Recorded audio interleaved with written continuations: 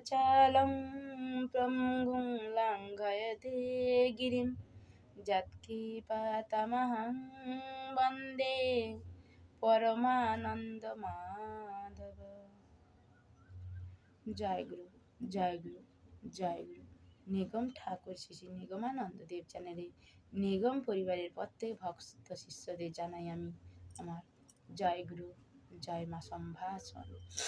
আজ আমি তোমাদের সামনে উপস্থিত হয়েছি ঠাকুরের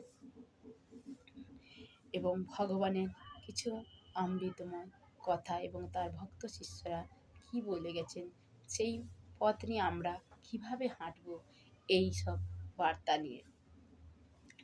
প্রথমে আমার ঠাকুর মহারাজের চরণে প্রণাম জানাই এবং মাতা রানীর চরণে প্রণাম জানাই, সাধু সন্ন্যাসী প্রত্যেকের চরণে যথাযোগ্য প্রণাম জানাই এবং ঠাকুরের প্রাণ খোসাদু হেলাদের যথাযোগ্য জয় গুরু, জয় মা সম্ভাষণ জানিয়ে আমি আজ পাঠ করব ভক্তি রসামৃত থেকে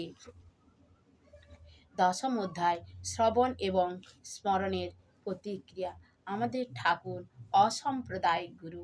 আমাদের ঠাকুর বলে গেছেন আমার ভক্ত সন্তানেরা যেন কোনো সাম্প্রদায়িকতা না করে। প্রত্যেক ভগবান, প্রত্যেক ঠাকুর এবং প্রত্যেক গুরুর মধ্যেই আমি বিরাজমান। তাই তার প্রাণপ্রিয় ভক্ত শিষ্যদের যেন এরূপ না দুর্মতি হয়, ভেদাভেদ মনের মধ্যে পোষণ করা। তাই আমি আজ শিল রূপ গোস্বামী কর্তৃক ভক্তি রসামৃত সিন্ধু থেকে দশম অধ্যায় পাঠ করে শোনাচ্ছি। শ্রবণ এবং স্মরণের প্রক্রিয়া। আজ আমি পাঠ করব শ্রবণের মাধ্যমে আমাদের কিভাবে প্রতিক্রিয়া হয়।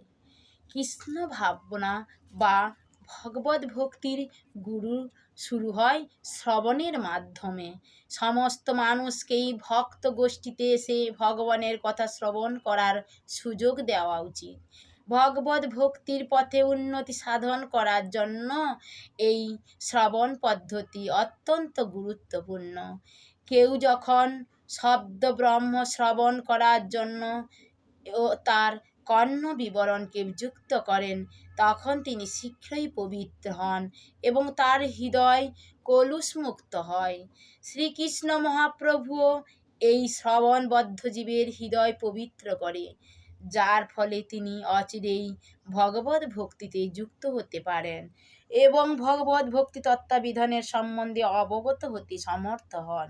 গরুড় পুরাণে অতি সুন্দরভাবে শ্রবণের মহিমা বর্ণনা করে বলা হয়েছে, জড় জগতের বন্ধনে আবদ্ধ জীবের অবস্থা ঠিক একটি সর্পদংশনের অচেতন মানুষের মতো, কেননা এই দুটি অচেতন অবস্থায় মন্ত্রের প্রভাব নিরাময় করতে পারে।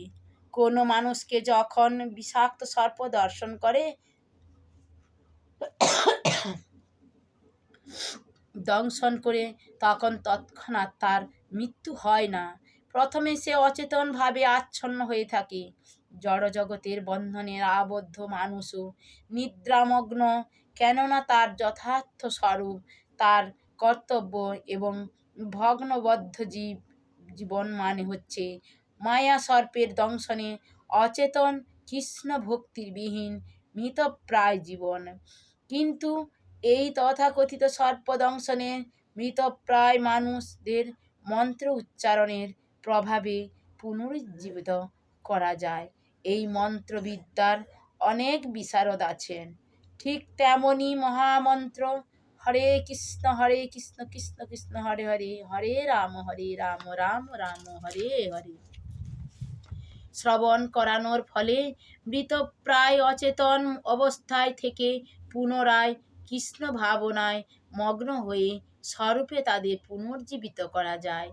শ্রীমদ্ ভাগবতের প্রথম চতুষ্স্কন্ধে ভগবানের লীলা শ্রবণে মহিমা সম্বন্ধে শিল সুখদেব গোস্বামী পরীক্ষিতকে বলেছিলেন, হে রাজন, যেই স্থান মহান আচার্যরা ভগবানের অপ্রাকৃত লীলা সমূহ আলোচনা করেন, সেই স্থানে বাস করা উচিত এবং সেই সমস্ত মহাত্মাদের মুখচন্দ্র থেকে নিঃসৃত কৃষ্ণ লীলা রস সুধার দ্বারা কর্ণপুটের মাধ্যমে অহর্নিশ পান করা উচিত।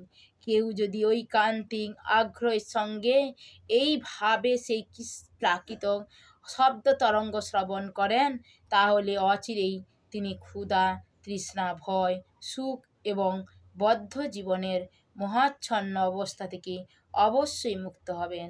ভগবান শ্রী চৈতন্য মহাপ্রভুও তিনি কলিযুগের আত্মস্বরূপ উপলব্ধি পন্থা রূপে ভগবানের নাম শ্রবণের প্রক্রিয়াকে বর্ণনা করেছেন। পুরাকালে যেমন বেদ পাঠ করে শাস্ত্রের বিধি নিষেধ যথাযোগ্যভাবে অনুশীলন করা হতো, এই কলিযুগে মানুষের পক্ষে সম্ভব নয়। কিন্তু কেউ যদি মহান ভক্ত এবং আচার্যদের মুখ থেকে মুখনিসৃত বাণী ঐকান্তিক আগ্রহের সঙ্গে শ্রবণ করে, তাহলে তার ফলে তিনি সব রকমের জড় কলুষ থেকে মুক্তি হতে পারেন। জয় গুরু, জয় মা। হরে কৃষ্ণ কৃষ্ণ কৃষ্ণ হরে হরে, হরে রাম রাম রাম হরে হরে। এই ছিল আমার আজকে পাঠ উপস্থাপনা। যদি ভালো লাগে লাইক, শেয়ার ও কমেন্ট করতে ভুলো না, এবং নতুন বন্ধুরা এবং ভক্ত শিষ্যরা সাবস্ক্রাইব করে আমার পাশে থেকো। জয় গুরু, জয় মা।